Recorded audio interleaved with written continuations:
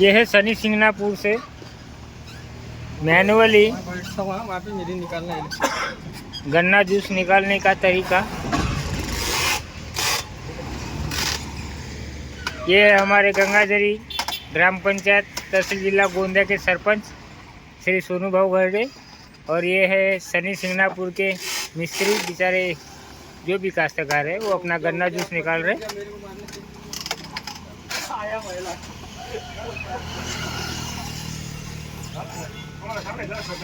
ये है हमारी महाराष्ट्र की संस्कृति।